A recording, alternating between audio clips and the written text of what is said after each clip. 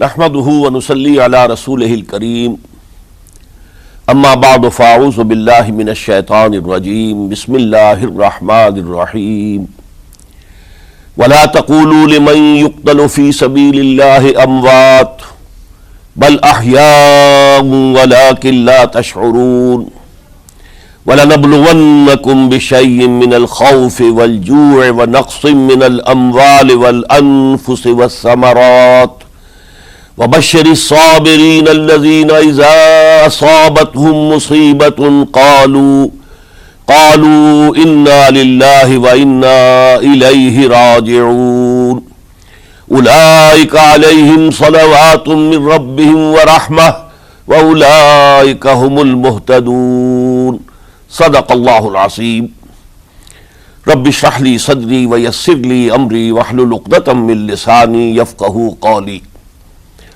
اللہم ربنا الہمنا رشدنا واعذنا من شرور انفسنا اللہم ارنا الحق حقا وارزقنا اتباعہ وارنا الباطل باطلا وارزقنا اجتنابہ آمین یا رب العالمین۔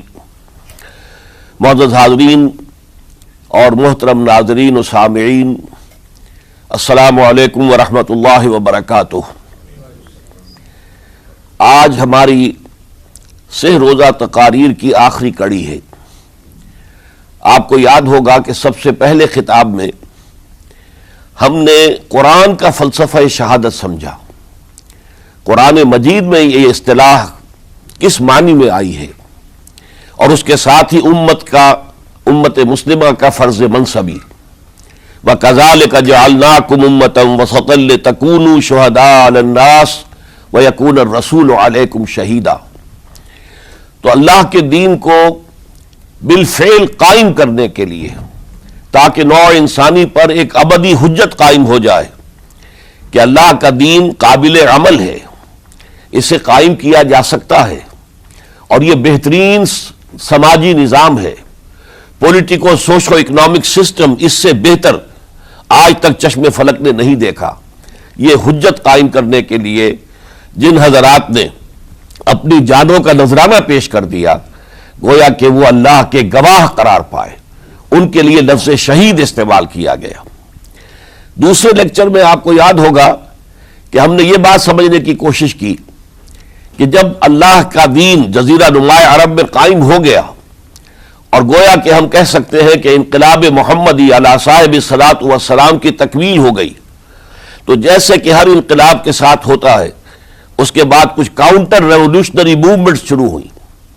چنانچہ سب سے پہلے اندرون ملک عرب جھوٹے نبی کھڑے ہو گئے، نبوت کے جھوٹے دعوے دار، اور بہت سے لوگوں نے حکومت کو زکوٰۃ ادا کرنے سے انکار کر دیا، اور یہ فتنہ اتنا بڑا تھا کہ واقعہ یہ ہے کہ اگر اسے کرش نہ کر دیا جاتا تو انقلاب محمدی علی صاحب الصلاۃ والسلام اسی وقت ناکام ہو جاتا۔ یہ حضرت ابو بکر صدیق رضی اللہ تعالیٰ عنہ کے فضائل کا سب سے درخشاں باب ہے کہ انہوں نے اپنے عزم اور ہمت اور استقلال اور اللہ پر اعتماد، اللہ پر توکل اور بھروسے کے ساتھ ان دونوں فتنوں کو آئرن ہینڈ کے ساتھ کرش کر دیا، اور سال سوا سال ہی میں ان دونوں کاؤنٹر ریولوشنری موومنٹس کو ختم کر کے اس کے بعد انہوں نے جلد ہی اس نظام کا گویا کہ انچارج حضرت عمر رضی اللہ تعالیٰ عنہ کو بنا دیا کہ جو خلیفہ ثانی ہیں۔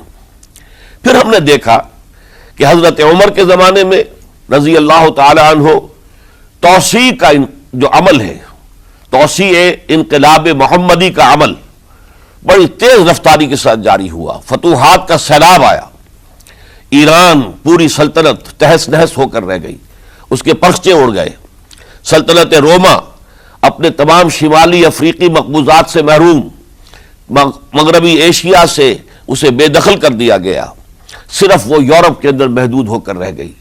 اب ظاہر بات ہے کہ اس کے خلاف بھی تو پھر رد عمل ہونا تھا، کاؤنٹر ریولوشنری موومنٹس اٹھنی تھی۔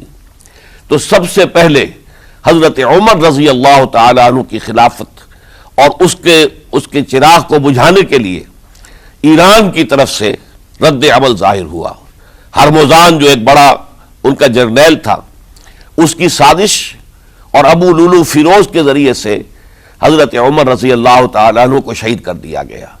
سمجھا یہ گیا تھا کہ یہ ساری عمارت شاید اسی شخصیت کی بل پر کھڑی ہے، لہذا جب میدان سے حضرت عمر ہٹ جائیں گے تو یہ خلافت کی پوری عمارت جو ہے وہ زمین بوس ہو جائے گی۔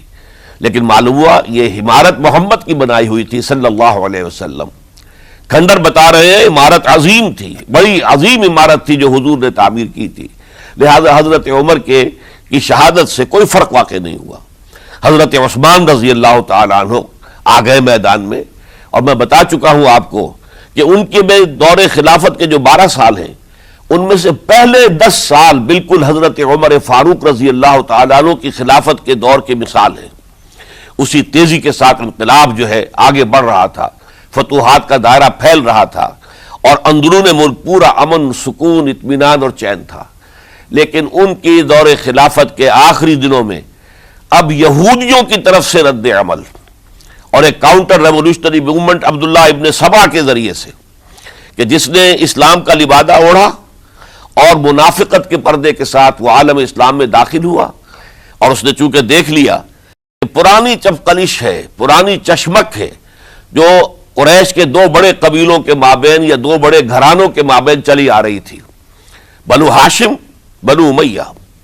تو پہلے 2 خلفاء جو تھے وہ نہ بنو ہاشم سے تھے نہ بنو امیہ سے تھے۔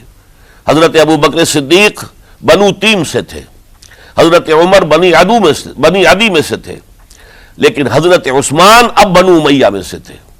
اس کو انہوں نے گویا کہ دکھتی رگ بنا کر پکڑا اور پروپیگنڈا شروع کیا کہ خلافت تو بنو ہاشم کا حق ہے، چونکہ حضور ہاشمی تھے صلی اللہ علیہ وسلم، تو گویا کہ عثمان غاصب ہیں رضی اللہ تعالی عنہ، بلکہ ان سے دونوں پہلو جو تھے حضرت عمر اور حضرت ابو بکر وہ بھی غاصب ہیں۔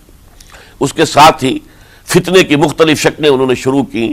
یہ الفتنۃ الکبریٰ کہلاتا ہے ہماری تاریخ میں، عظیم ترین فتنہ، جس کے نتیجے میں حضرت عثمان رضی اللہ تعالیٰ عنہ شہید ہو گئے۔ اور ان کی شہادت کے بعد اگرچہ خلافت حضرت علی رضی اللہ تعالیٰ عنہ کے ہاتھ میں آئی، لیکن یہ کہ باہمی خانہ جنگی کا وہ سلسلہ شروع ہوا جو حضرت علی کے دور خلافت جو 5 سالوں پر مشتمل ہے، اس کے دوران مسلسل خانہ جنگی رہی۔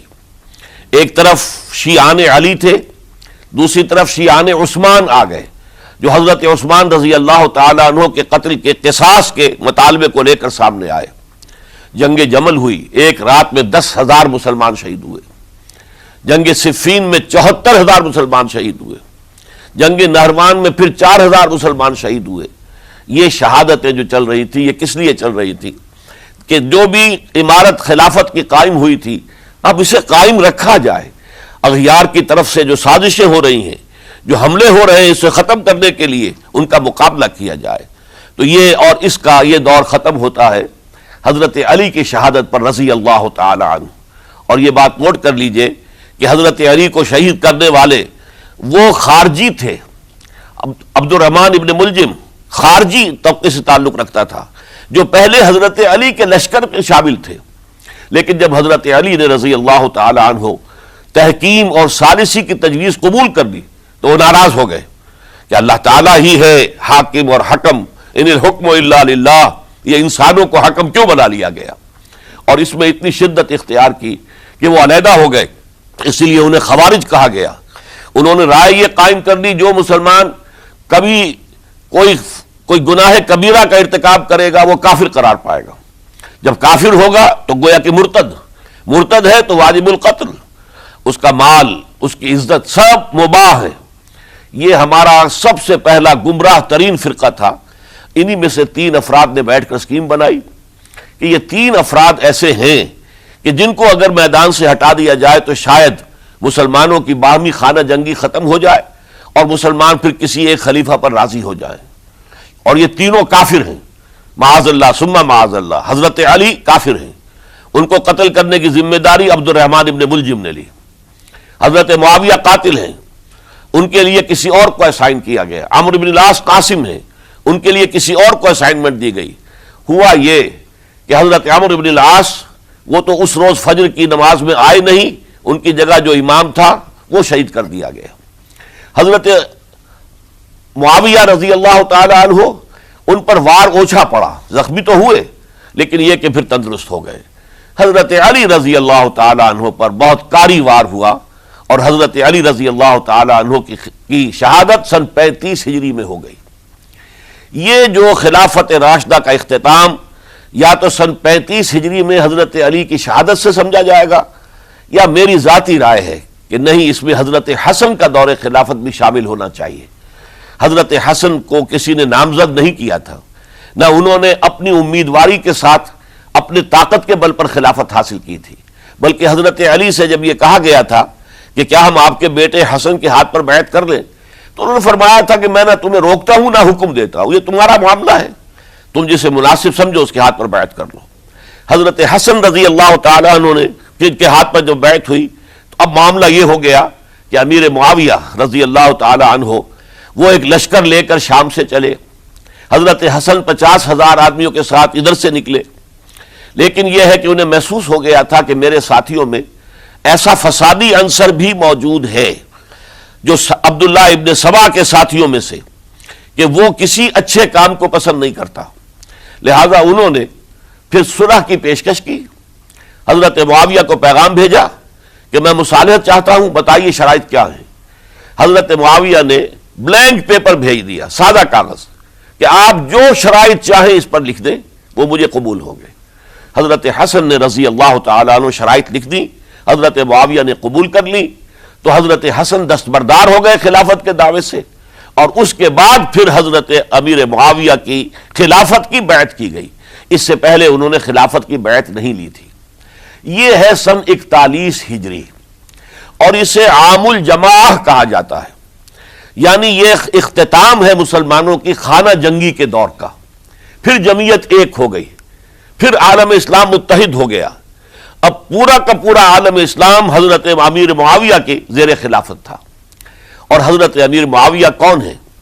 وہ خود ایک صحابی رسول ہیں، جلیل القدر صحابی رسول ہیں، اور آپ کو میں نے کل بھی بتایا تھا کہ حضرت معاویہ رضی اللہ تعالیٰ عنہ کی ایک ہمشیرہ ام حبیبہ رضی اللہ تعالیٰ عنہ حضور کے ازواج مطہرات میں سے ہیں، تو حضور کے گویا کے برادر نسبتی ہوئے۔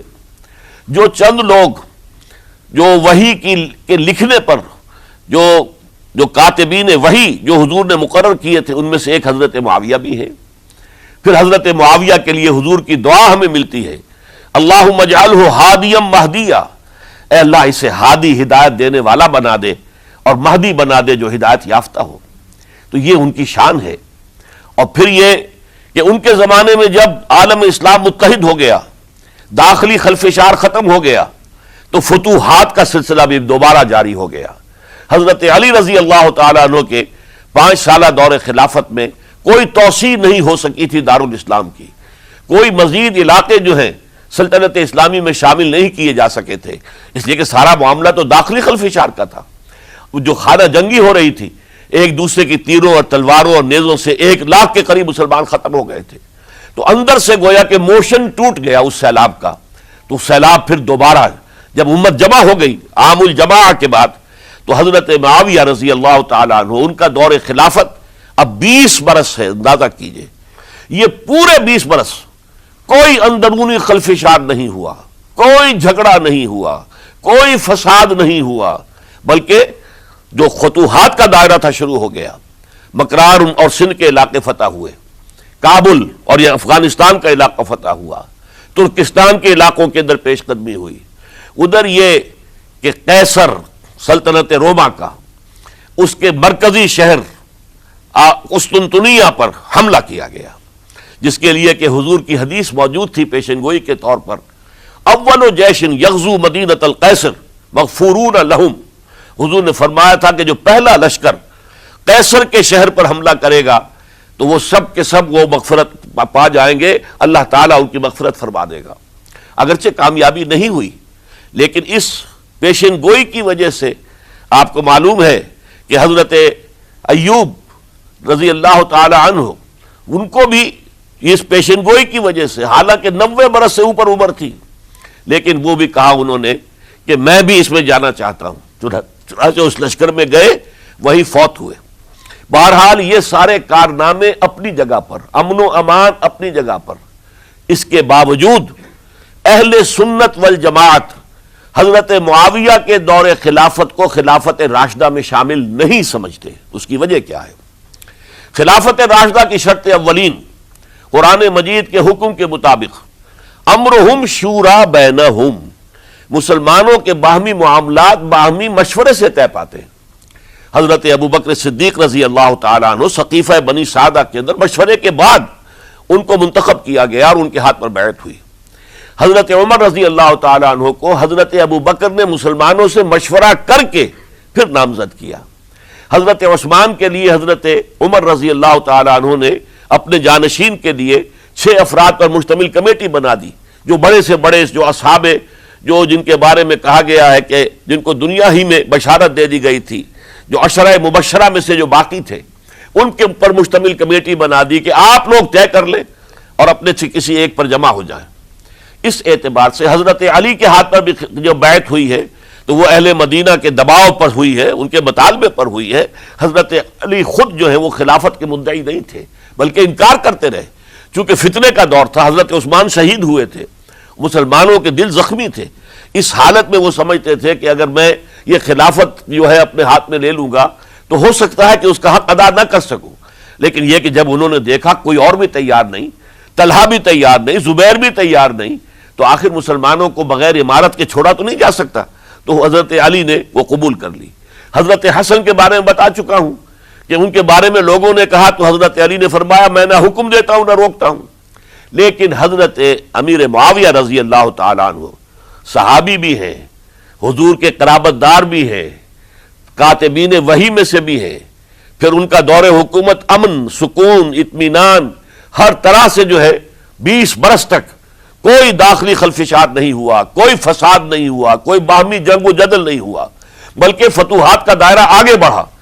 اس کے باوجود چونکہ انہوں نے طاقت سے خلافت حاصل کی، لہذا ان کے دور خلافت کو ہم خلافت راشدہ میں تسلیم نہیں کرتے، حالانکہ وہ خود راشد ہیں. اس لیے کہ تمام صحابہ کرام کے بارے میں سورہ حجرات میں فرمایا وَلَكِنَّ اللَّهَ حَبَّبَ إِلَيْكُمُ الْإِيمَانَ وَزَيَّنَهُ فِي قُلُوبِكُمْ وَكَرَّهَ إِلَيْكُمُ الْكُفْرَ وَالْفُسُوقَ وَالْعِصْيَانَ أُولَٰئِكَ هُمُ الرَّاشِدُونَ. تمام صحابہ کرام کی شان یہ ہے کہ اللہ تعالیٰ نے ان کے دلوں میں ایمان کو کھبو دیا ہے، ایمان ان کے دلوں میں رچ گیا ہے، بس گیا ہے، جم گیا ہے، اور کفر سے فسق سے انہیں تبھی نفرت ہو گئی ہے. اور یہ سب کے سب راشدون ہیں. تو تمام صحابہ راشدون ہیں. اس اعتبار سے خود حضرت امیر معاویہ بھی راشدون میں شامل ہیں، لیکن خلفائے راشدین میں شامل نہیں ہیں. خلفائے راشدین عام طور پر تو ہم کہتے ہیں حضرت ابو بکر، حضرت عمر، حضرت عثمان، حضرت علی. میں نے اپنی ذاتی رائے، حقیر سی رائے عرض کی ہے، اس میں حضرت حسن کا دور بھی شامل ہونا چاہیے 6 مہینے کا. تب وہ 30 برس پورے ہوتے ہیں جو حدیث میں آیا ہے کہ خلافت جو ہے وہ 30 برس رہے گی، اس کے بعد ملوکیت شروع ہو جائے گی. تو ملوکیت کا پہلا قدم یہ تھا کہ حضرت معاویہ نے طاقت سے بزور خلافت حاصل کی. اس لیے ان کو خلیفہ راشد ہم نہیں کہتے. البتہ یہ ضرور ہے کہ ان کا دور بہت پرسکون دور تھا. البتہ جب 10 برس گزر گئے حضرت معاویہ کے دور حکومت کو، اب میں یہاں لفظ خلافت کی بجائے دور حکومت استعمال کر رہا ہوں کیونکہ خلافت راشدہ سے ذرا اس کا فرق واضح ہو جائے.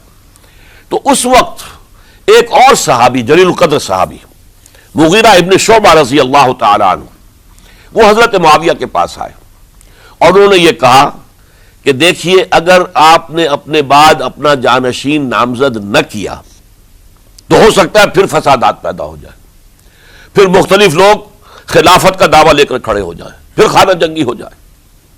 5 برس کی خانہ جنگی میں 1 لاکھ سے زیادہ مسلمان شہید ہو چکے ہیں، قتل ہو چکے ہیں، ہلاک ہو چکے ہیں.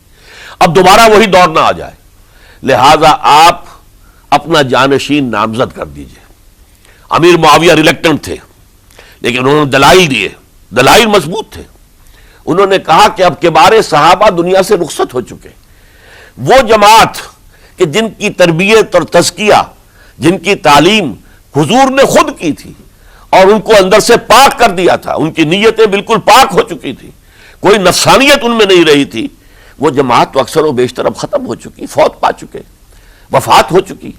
لہذا اب جو ہے اکثر و بیشتر نو مسلم ہیں جو بعد کے فتوحات کے ذریعے سے اسلام لائے ہیں، لہذا ان کے اندر نہ وہ پختگی ہے، نہ ان کے اندر وہ تقوی ہے، نہ تدین ہے، نہ اصول پرستی ہے۔ اسلام کی پوری تعلیمات جو ہیں وہ ان کے وجود کے اندر، ان کے شعور کے اندر گہری اتری ہوئی نہیں ہے۔ لہذا اب صورتحال وہ نہیں رہ سکے گی جو حضرت ابو بکر یا حضرت عمر یا حضرت عثمان یا حضرت علی کے زمانے میں تھی، لہذا آپ نامزد کیجئے۔ یہ بھی بتا دوں کہ مغیرہ ابن شعبہ کون تھے رضی اللہ تعالیٰ عنہ۔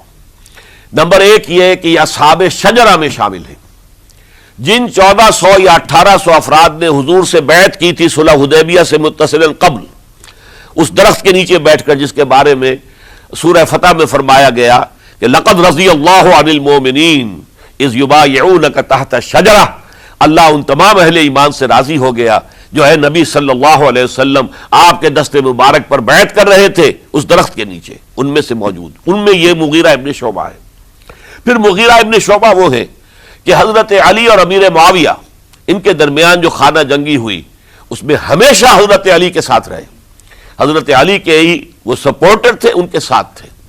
اس پہلو سے اچھی طرح سمجھ لیجئے کہ یہ نہیں ہے کہ وہ در حقیقت کو پہلے سے وہ امیر معاویہ کے ساتھی تھے، نہیں، لیکن اب جو صورتحال وہ دیکھ رہے تھے، جہاں دیدہ انسان تھے، بہت بڑے سیاستدان تھے، جانتے تھے حالات کو، حالات کے نفس پر ان کا ہاتھ تھا، لہذا انہوں نے یہ مشورہ دیا اور پھر امیر معاویہ نے اس مشورے کو قبول کر لیا اور یزید کی ولی عہدی کا اعلان کر دیا۔ یہ بالکل مڈل ہے حضرت امیر معاویہ کے دور خلافت کا درمیان، یہ 10 سال جب ہو گئے تھے حضرت امیر معاویہ کی خلافت کو یا حکومت کو، تب یہ معاملہ پیش آیا اور یزید کے ہاتھ پر یہ بیعت ولی عہدی تمام جو بھی مختلف گورنرز تھے ان کے ذریعے سے کہہ دیا گیا اپنے اپنے علاقے کے لوگوں سے بیعت لے لو۔ یہ بیعت عام طور پر لوگوں نے کر لی، البتہ 5 شخصیتیں جو بہت نمایاں تھیں انہوں نے اس بیعت سے انکار کیا۔ ان میں کون تھے ذرا نوٹ کیجئے۔ حضرت ابو بکر فوت ہو چکے، ان کے بیٹے عبد الرحمن ابن ابی بکر۔ حضرت عمر فوت ہو چکے، ان کے بیٹے عبداللہ ابن عمر۔ حضرت زبیر فوت ہو چکے، ان کے بیٹے عبداللہ ابن زبیر۔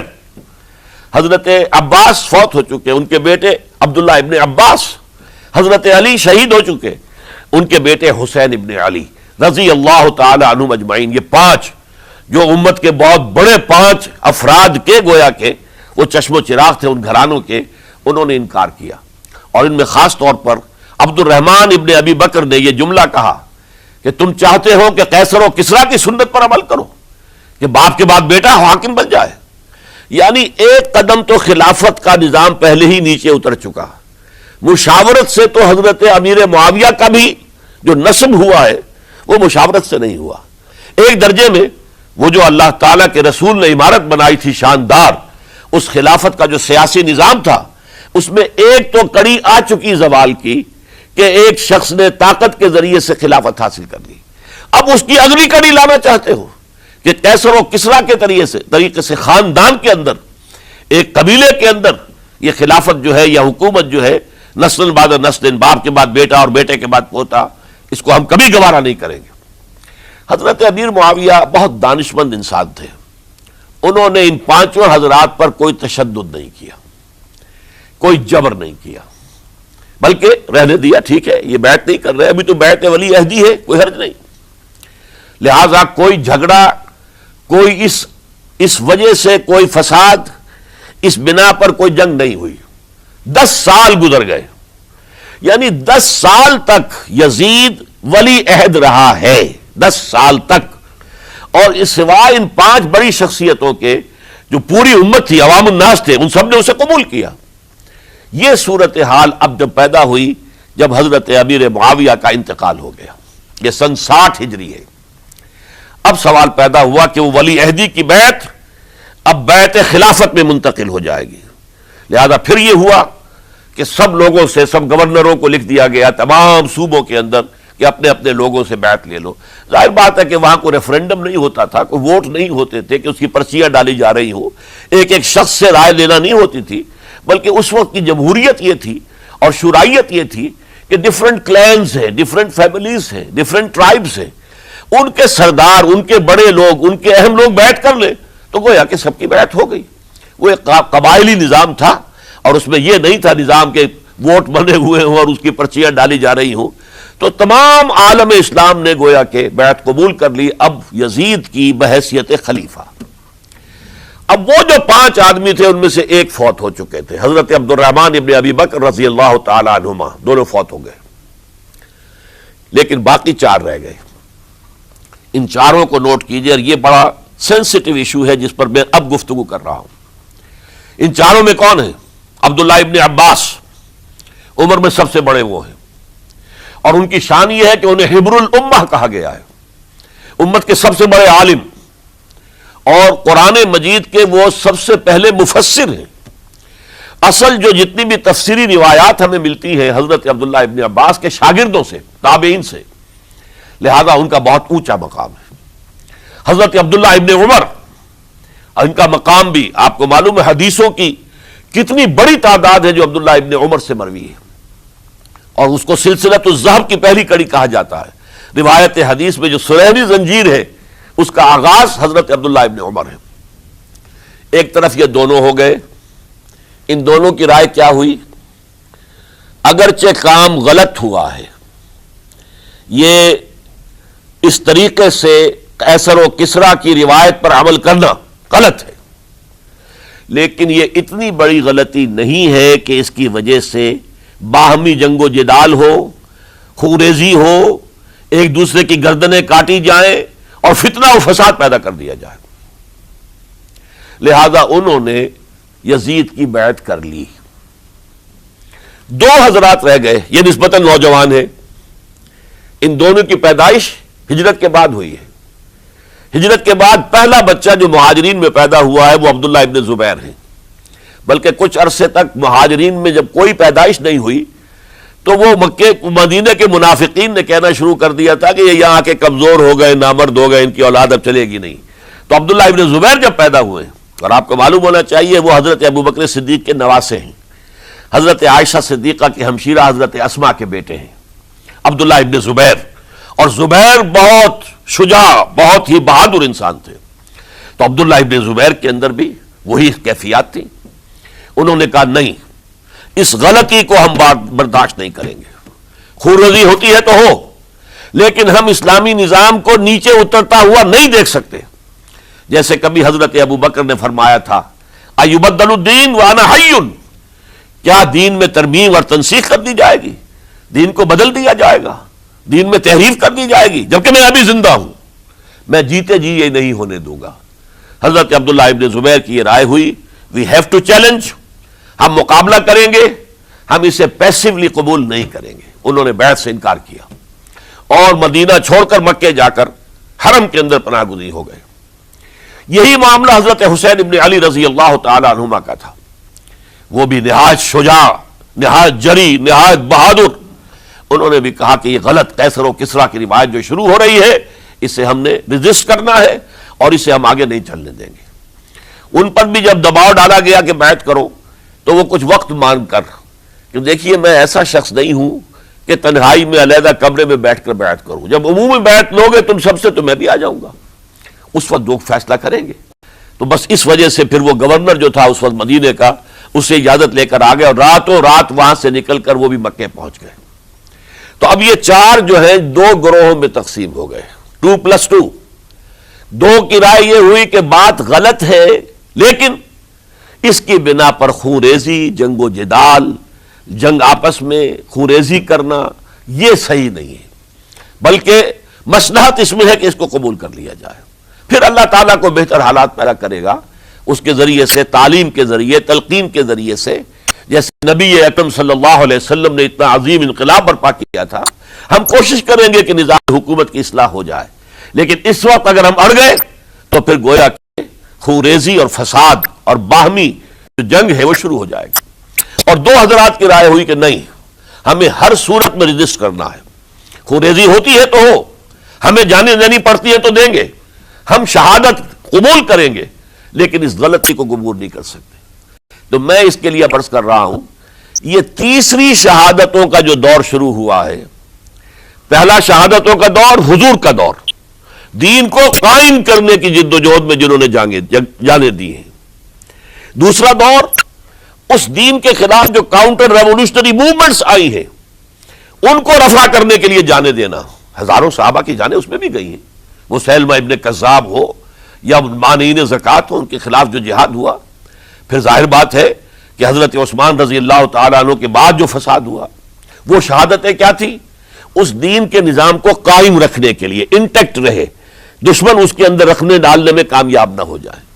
اب تیسرا دور وہ آ رہا ہے کہ جب کہ داخلی طور پر اس نظام خلافت کے اندر زوال شروع ہو رہا ہے. اس زوال کو روکنے کے لیے کہ وہ اپنی اصل جو خلافت کا نظام اللہ نے اور اس کے رسول نے دیا ہے اس کی بنیاد پر قائم رہے، لہذا ہم ریزسٹ کریں گے اس تبدیلی کو اور میدان میں آ کر مقابلہ کریں گے. یہ حضرت عبداللہ ابن زبیر رضی اللہ تعالی عنہما اور حسین ابن علی رضی اللہ تعالی عنہما، اب ان دونوں میں ایک اختلاف ہوا. حضرت عبداللہ ابن زبیر کی رائے یہ تھی کہ یہ مکہ ہے، یہ اللہ کا گھر ہے، یہ حرم ہے، اور یہاں کے لوگ بہت سے برے اثرات سے ابھی تک بچے ہوئے ہیں، پاک ہیں، لہذا ہمیں یہاں رہنا چاہیے. اس کو مرکز بنا کر ظاہر بات ہے اسی مکے سے محمد الرسول اللہ صلی اللہ علیہ وسلم نے دعوت شروع کی تھی، وہیں سے وہ پھیل کر جو ہے ایک عظیم انقلاب کی شکل اس نے اختیار کی تھی، ایک عظیم مملکت جو ہے حضور چھوڑ کر گئے تھے. تو ہمیں مکے میں رہ کر ہی اپنی تحریک شروع کرنی چاہیے. لیکن ادھر حضرت علی کے پاس پیغام آ رہے تھے کوفے سے. کوفہ چونکہ حضرت حسین کے پاس پیغام آ رہے تھے کوفے سے، چونکہ کوفے کو حضرت علی نے دار الخلافہ بنا لیا تھا اور وہاں سمجھا جاتا تھا کہ حضرت علی کے ہمدرد اور حضرت شیعان علی جنہیں ہم کہیں ان کے ساتھی ہم خیال یہ لوگ ہیں کثرت کے ساتھ.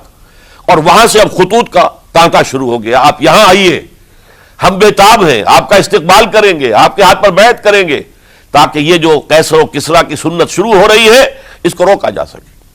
وہ تانتا بنا ہوا ہے خطوط کا. تو حضرت حسین رضی اللہ تعالیٰ عنہ نے فیصلہ کر لیا کہ میں کوفے جاؤں گا.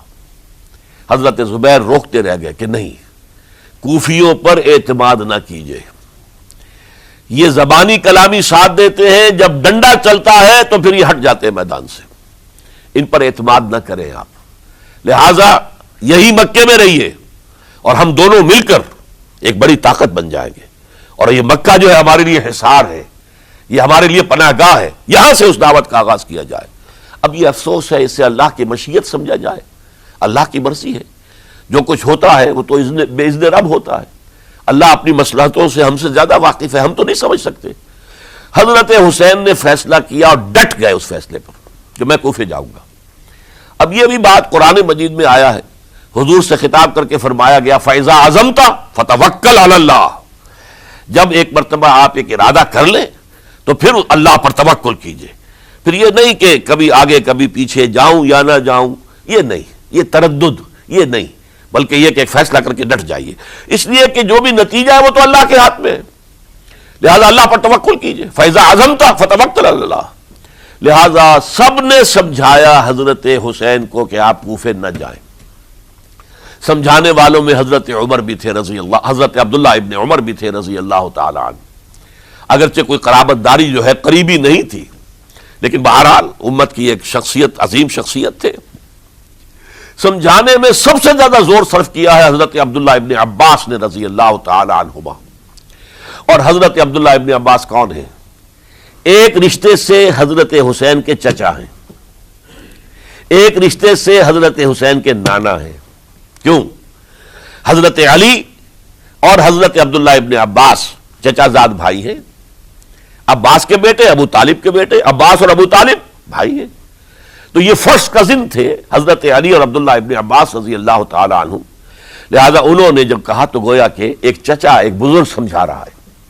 اور دوسرے رشتے سے حضور نانا تھے حضرت حسین کے، اور حضور بھی کزن تھے حضرت عبداللہ ابن عباس کے، چچا زاد بھائی ہیں.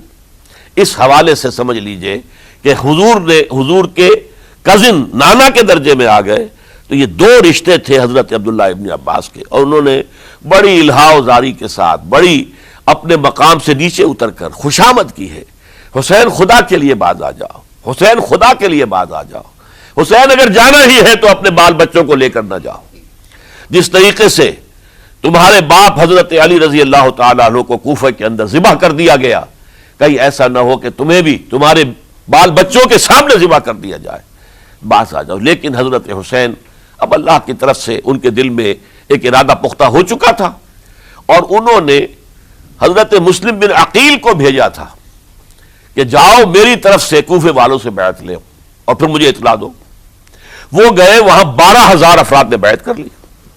اب ان کا خط آ گیا کہ یہاں تو فضا بالکل ہموار ہے، اتنے لوگوں نے بیعت کی ہے، باقی بھی جیسے ہی آپ سامنے آ جائیں گے سب بیعت کر لیں گے، لہذا یہاں پر وہ ریزسٹنس کے لیے گویا کہ ہمارے پاس طاقت اس کوفے کے اندر بہت مضبوط طاقت ہوگی کہ ہم یزید کی حکومت کے خلاف ریزسٹ کر سکیں۔ اس کے بعد ہوا کیا؟ یزید نے عبید اللہ ابن زیاد کو گورنر بنا کر بھیج دیا۔ یہ شخص تھا بہت ڈنڈا چلانے والا، اس نے سختیاں شروع کی تو بہت سے لوگ اس بیعت سے تائب ہو گئے، لیکن مسلم بن عقیل وہ میدان میں آئے اور ان کے ساتھ ہزاروں آدمی آ گئے جنہوں نے بیعت کی تھی، ابھی تک بیعت پر قائم تھے، اور انہوں نے گورنر کے گھر کا گھیراؤ کر لیا۔ گورنر کے ساتھ 30-40 آدمی تھے کل، وہ چھتوں پر چڑھ گئے، وہاں سے پتھراؤ کیا، اور وہاں سے جو 30-40 آدمی کوفے کے تھے ان سے کہا تم اپنے اپنے لوگوں کو کہو کہ چلے جائیں واپس یہاں سے۔ انہوں نے اوپر سے کہنا شروع کیا، ڈرایا، بہت خوفناک نتیجہ نکلے گا، اب عبید اللہ ابن زیاد تم سب کو ہلاک کر دے گا۔ ایک ایک کر کے بھیڑ چھٹتی چلی گئی اور صرف چند افراد رہ گئے، اور اس کے نتیجے میں حضرت مسلم بن عقیل شہید کر دیے گئے، بلکہ ایک شخص خانی نے انہیں پناہ دی تھی کوفے میں، ان کو بھی قتل کر دیا گیا، شہید کر دیا گیا۔ اس پر یہ ہے کہ انہوں نے ایک شخص کے ذریعے سے پیغام دیا قتل کیے جانے سے پہلے کہ دیکھو میرا تو وقت آ گیا ہے، میں تو اب قتل ہو جاؤں گا، شہید کر دیا جاؤں گا، تو میرا پیغام حسین تک پہنچا دو رضی اللہ تعالیٰ عنہ کہ یہاں یہ بغاوت ہو گئی، لوگوں نے، کوفیوں نے، الکوفی لا یوفی، کوفی جو ہے وہ پورا نہیں کرتا اپنے عہد کو اور وفا کو، اس کا ایک ثبوت ہمیں مل گیا ہے، یہ سب کے سب منحرف ہو گئے بیعت سے، آپ جہاں تک آ گئے وہاں سے واپس چلے جائیے۔ جب حضرت حسین کے پاس یہ پیغام پہنچا اور انہوں نے ارادہ کیا کہ ٹھیک ہے یہ تو حالات بدل گئے، لہذا واپس چلنا چاہیے، شاید عبداللہ ابن زبیر کی رائے ہی صحیح ہے، ہمیں مکے ہی میں بیٹھ کر کام کرنا چاہیے، لیکن اب جو ہے عرب کا ایک خاص مزاج ہے۔ حضرت مسلم بن عقیل کے بیٹے آڑے آ گئے، اب ہم اپنے باپ کے خون کا قصاص لیے بغیر نہیں جائیں گے، اور حضرت حسین رضی اللہ تعالیٰ عنہ بامروت انسان، شریف النفس انسان، کیسے ممکن تھا غیرت مند غیور انسان وہ کیسے ان کی بات کو رد کر دیتا؟ لہذا اچھا چلو چلتے ہیں کوفے کی طرف۔ آگے بڑھتے چلے گئے، کربلا میں پہنچ گئے، جو کچھ وہاں ہوا ہے پھر آپ کو معلوم ہے۔ اس میں یہ بات ہے پہلے 1000 کا لشکر بھیجا تھا عبید اللہ ابن زیاد نے، اس پر حضرت حسین رضی اللہ تعالیٰ عنہ نے جو باتیں کہیں وہ کچھ اثر انداز ہو گئی۔ ان کا افسر جو تھا حر بن یزید تمیمی، وہ بعد میں حضرت حسین کا حامی ہو گیا، اور حضرت حسین کے ساتھ ہی اس کو بھی شہادت نصیب ہوئی۔ پھر دوسرے کو بھیجا عمرو بن سعد۔ عمرو بن سعد بھی ایک بڑی عظیم شخصیت کا بیٹا تھا، حضرت سعد ابن ابی وقاص جو فاتح ایران تھے، اور جن کو غزوہ احد کے موقع پر حضور نے فرمایا تھا کہ اے سعد تیر چلاؤ، میرے ماں باپ تم پر قربان ہوں۔ جبکہ احد میں گھیراؤ کر لیا تھا حضور کا، اور کفار قتل کرنے کے لیے ہجوم کر رہے تھے، اور کچھ حضرات تیر چلا چلا کے انہیں پھینک رہے تھے، دور جو ہے ہٹا رہے تھے، ان میں سے حضرت سعد ابن ابی وقاص بھی تھے۔ پھر وہ فاتح ایران تھے، اسی لیے گورنر بن گئے تھے ایران کے۔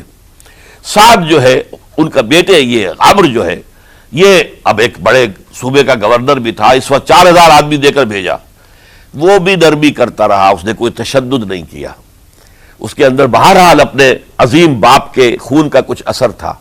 لیکن یہ کہ پھر ابن زیاد کو اطلاع مل گئی کہ عمرو ابن سعد جو ہے وہ تو لے تو لال کر رہا، حملہ نہیں کر رہا، قتل نہیں کر رہا، بلکہ یہ کہ وہ تو اس راستہ بھی دینے کے لیے تیار ہے کہ نہ مدینے کی طرف جائیے اور نہ آپ مکے کی طرف جائیے، نہ کوفے کی طرف جائیے، بلکہ آپ چاہے تو دمشق چلے جائیں، یزید سے اپنا معاملہ کر لیں۔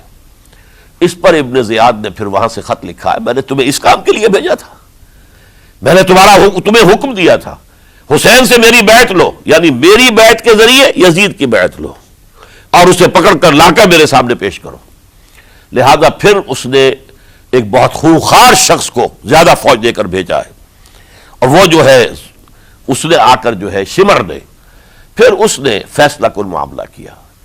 حضرت حسین رضی اللہ تعالیٰ عنہ نے ان دنوں میں جو وہاں گزرے ہیں، جتنے بھی کوفی آئے ہوئے تھے نا، اکثر و بیشتر تو کوفے کے لوگ تھے، ان سے کہا کہ میں خود نہیں آیا، تم نے مجھے بلایا تھا، اے فلاں ابن فلاں کیا تم نے مجھے خط نہیں لکھا تھا کہ آؤ؟ اے فلاں ابن فلاں کیا تم نے مجھے پیغام نہیں بھیجا تھا کہ یہاں تشریف لائیے؟ اور دیکھو میرے پاس تمہارے خطوط موجود ہیں۔ وہ ایک تھیلا جس میں کہ خطوط ہے وہ بھی لا کے میدان میں رکھ دیا۔ یہ حضرت حسین رضی اللہ تعالیٰ عنہ کی شرافت اور اپنی صاف دلی، کوئی اس کے اندر عیاری نہیں تھی ان کے اندر، معاذ اللہ ثم معاذ اللہ، لیکن یہ کہ اس کا نتیجہ اچھا نہیں نکلا۔ نتیجہ کیا نکلا؟ اب انہیں پتا چل گیا کوفیوں کو، اگر اب حسین زندہ دمشق پہنچ گئے یزید کے پاس تو یہ ہم سب کا بھالا پھوڑ دیں گے، ہماری شامت آ جائے گی، لہذا اب تو کسی صورت انہیں زندہ نہیں رہنے دینا۔ یہ ایک بڑا اہم واقعہ نوٹ کر لیجئے اس کو، اس لیے کہ حضرت حسین نے ایک ایک کا نام لے کر، اے فلاں ابن فلاں، اے فلاں ابن فلاں، اے فلاں ابن فلاں، کیا تم نے خط نہیں لکھا تھا؟ کیا تمہارا پیغام نہیں تھا؟ اب انہوں نے دیکھا کہ یہ بھانڈا اگر یزید کے ہاں جا کر پھوڑ دیا گیا تو پھر ہماری خیر نہیں ہوگی۔ یہی وجہ ہے حضرت حسین کو شہید کرنے کے بعد، یہ نوٹ کر لیجئے، 72 آدمی تھے کل، جس کو کہہ لیں لشکر حضرت حسین کا رضی اللہ تعالیٰ عنہ، ان میں سے 20 خاندان بنی ہاشم کے چشم و چراغ تھے۔ وہ بڑی بہادری سے لڑے ہیں، بڑی بہادری سے لڑے، ایک ایک نے لڑ کر جان دی ہے، بہت سو کو مارا ہے۔ یقاتلون فی سبیل اللہ فیقتلون ویقتلون، قتل کر بھی رہے تھے، قتل ہو بھی رہے تھے، ایک ایک کر کے قتل ہو رہے تھے، شہید ہو رہے تھے۔ 20 جو ہے خاندان بنی ہاشم میں سے شہید ہوئے ہیں۔ حضرت حسین رضی اللہ تعالیٰ عنہ کا ایک بہت ہی انفنٹ چھوٹا بچہ وہ بھی شہید ہوا ہے۔ باقی سب مرد، تمام مرد، سوائے ایک حضرت حسین کے بیٹے حضرت علی بن حسین زین العابدین کہلائے بعد میں، وہ بیمار تھے، وہ جنگ میں حصہ نہیں لے سکتے تھے، وہ بچ گئے صرف۔ اچھا، حضرت حسین شہید ہو گئے، یہ ہے 10 محرم الحرام سن 61 ہجری۔ کیا مطلب ہے؟ حضور کے انتقال کے ٹھیک 50 برس بعد، سن 11 ہجری میں حضور کا انتقال، اور سن 61 ہجری میں حضور کے نواسے، اور جن کے بارے میں حضور نے فرمایا سیدہ شباب اہل الجنہ، حضرت حسین شہید کر دیے گئے۔ اور اس کے بعد اس لشکر نے خیموں کو آگ لگا دی۔ یہاں نکتہ سمجھ لیجیے، آگ کیوں لگائی؟ انہیں معلوم تھا ہمارے خلاف ڈاکومنٹری پروف موجود ہے وہاں پر، وہ ہمارے خطوط کے تھیلے وہاں موجود ہیں، اگر وہ باقی رہ گئے تو ہماری شامت آ جائے گی، ہمیں کون بچائے گا؟ ورنہ ظاہر بات ہے کہ اگر تو وہ دشمنی کے انداز میں بات ہوتی تو خواتین کی بھی بے حرمتی کی گئی ہوتی، لیکن نہیں، کسی نے، ظاہر بات ہے کہ خانوادہ نبوت کہ کسی خاتون کی بے حرمتی نہیں کی، قطعاً نہیں کی، قطعاً نہیں کی، قطعاً نہیں کی، لیکن خیمے جلانا ان کی ضرورت تھی تاکہ وہ ریکارڈ جو ہے ان کا وہ تلف ہو جائے، سارے خطوط جو ہیں وہ جل جائیں تاکہ ان کے خلاف ثبوت باقی نہ رہے۔ یہ عظیم سانحہ کربلا ہے۔ اب چونکہ یہ ہماری تاریخ کے ان واقعات میں سے ہے جس پر بہت کچھ اختلافات ہیں، مختلف گروہوں کی تعبیرات بہت مختلف ہیں۔ ایک طرف اہل تشیع کا اپنا بیان ہے، دوسری طرف اہل سنت کا ایک اجماعی بیان ہے، تیسری طرف کچھ ایسے لوگ پیدا ہو گئے ہیں جو حضرت حسین رضی اللہ تعالیٰ عنہ پر الزام لگا رہے ہیں اہل سنت میں سے کہ وہ تو حکومت کے طالب تھے، اقتدار کے خواہش مند تھے، واجب القتل تھے۔ معاذ اللہ ثم معاذ اللہ ثم معاذ اللہ۔ حضرت حسین اگرچہ صغار صحابہ میں سے تھے، یعنی حضور کی حیات طیبہ میں ابھی چھوٹے بچے تھے، لیکن ان کا شمار صحابہ میں ہے۔ اور پھر یہ وہ شخص ہے جو حضور کی گود میں کھیلا ہے، یہ وہ ہے جو حضور کے شانوں کے اوپر جس نے سواری کی ہے۔ علامہ اقبال نے جیسے حضرت اسماعیل کے لیے کہا ہے کہ وہ فیضان نظر تھا یا کہ مکتب کی کرامت تھی، سکھائے کس نے اسماعیل کو آداب فرزندی۔ ظاہر بات ہے حضرت اسماعیل کسی اسکول اور مدرسے دارالعلوم میں پڑھے نہیں تھے کہ وہاں پتہ چلتا کہ والد کا حق کیا ہے۔ یہ فیضان نصر تھا، ابراہیم کی نگاہ کا یہ فیضان تھا کہ بیٹے کے اندر وہ جذبہ پیدا ہوا کہ یا ابت افعل ما تؤمر، ابا جان جو خواب آپ دیکھ رہے ہیں اور جو حکم آپ کو اس خواب کے ذریعے مل رہا آپ کر گزریے، ستجدنی انشاءاللہ من الصابرین۔ تو اسماعیل کا معاملہ اگر یہ تھا فیضان نظر سے، تو حضرت اسماعیل تو حضرت ابراہیم کے پاس زیادہ رہے بھی نہیں، وہ تو مکے میں رہے۔ حضرت عثمان جو حضرت ابراہیم تو شام میں رہتے تھے، کبھی کبھی آ جاتے تھے، بس اس سے زیادہ معاملہ نہیں تھا۔ وہ فیضان نظر حضرت اسماعیل کو تھا، تو حضور صلی اللہ علیہ وسلم کا فیضان نظر کتنا ہوگا اس کا آپ اندازہ کیجئے۔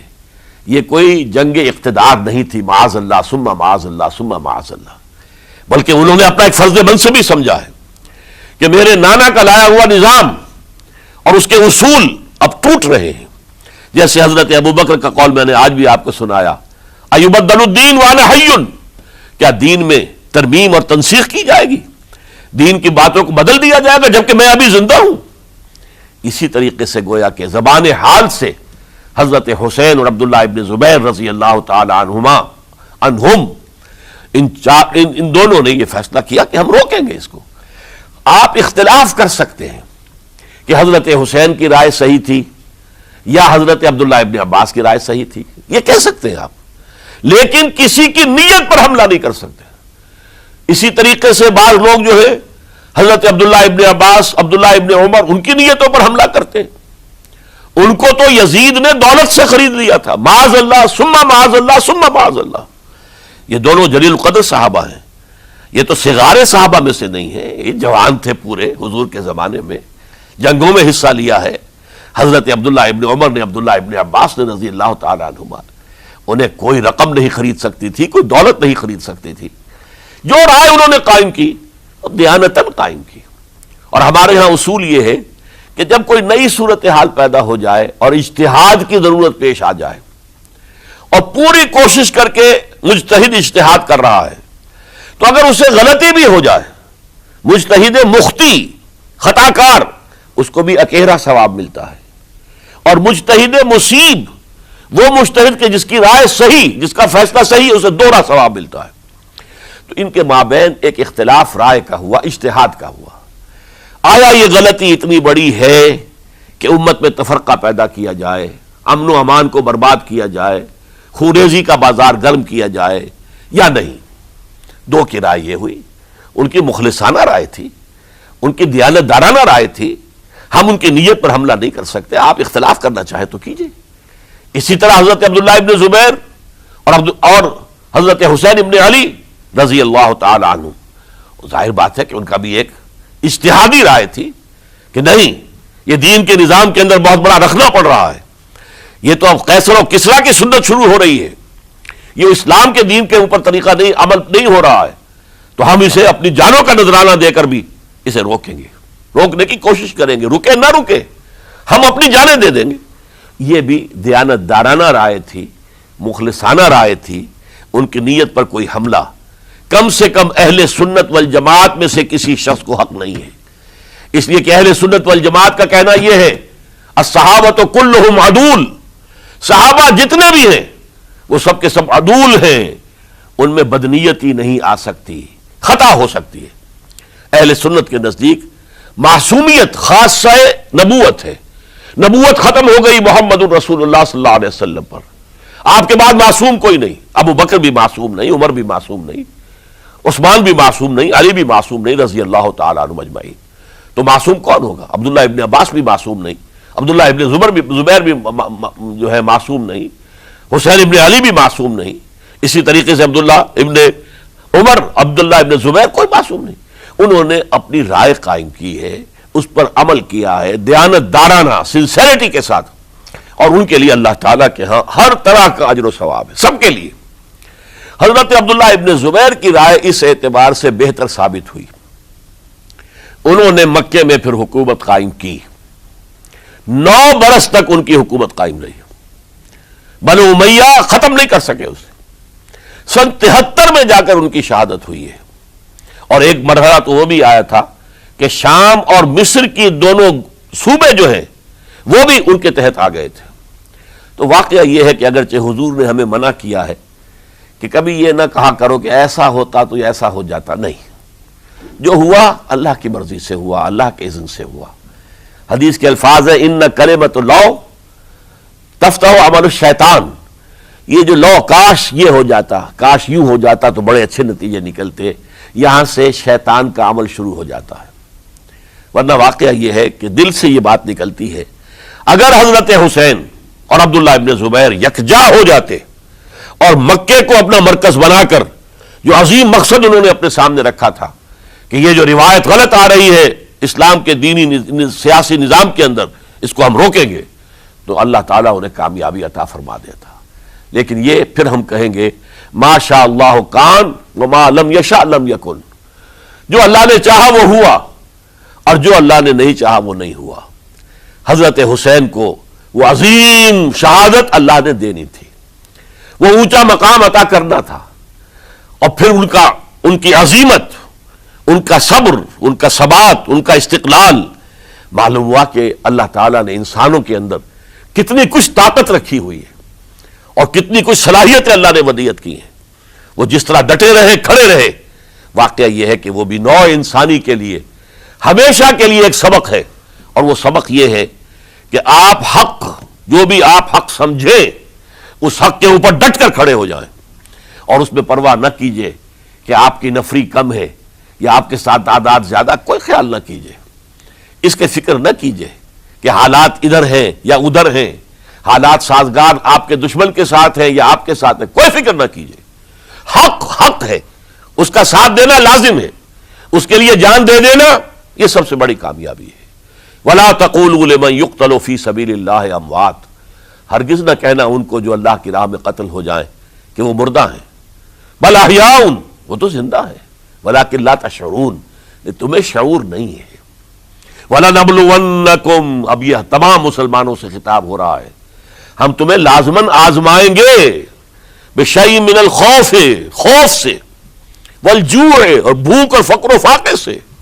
حضرت حسین اور ان کے ساتھیوں کو پیاس کے ذریعے سے آزمایا گیا ہے، حالانکہ دریا دور نہیں ہے لیکن پانی بند کر دیا گیا، کیسی کیسی شدت اور کیسے کیسے سخت حالات کا سامنا کیا، لیکن جھکے نہیں، گردن نہیں جھکی، ڈٹے رہے اپنے موقف کے اوپر۔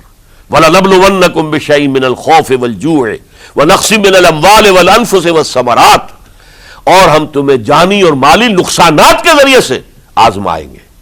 وَبَشِّرِ الصَّابِرِينَ، اور اے نبی بشارت دے دیجئے صبر کرنے والوں کو۔